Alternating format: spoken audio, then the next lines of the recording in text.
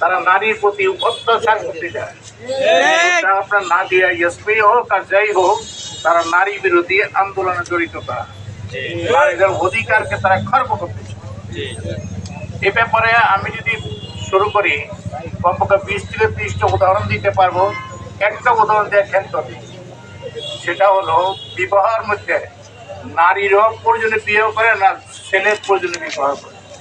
প্রয়োজন দুজনের, নারীরও দরকার, ছেলেরও দরকার, বিবাহ দরকার। কিন্তু ইসলাম নারীর উপর কোনো পরারোপ করেন নাই। তো তোমার বিবাহ হলে তুমি স্বামীকে এই পরিমাণ সম্পদ দিতে হবে, এটা বলেন?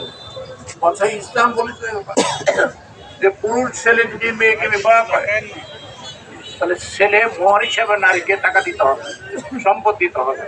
এখানে নারীর এক চেকের অধিকার কোনো পুরুষের উপর চাপানো হয় নাই, পুরাটা নারীর উপর চাপানো হয়েছে। এরকম ভাবে পারিবারিক আইনের যতগুলি দিক আছে, সবগুলি দিকই নারীর প্রাধান্য অথবা নারীর এক চেকের অধিকার দেওয়া হয়েছে।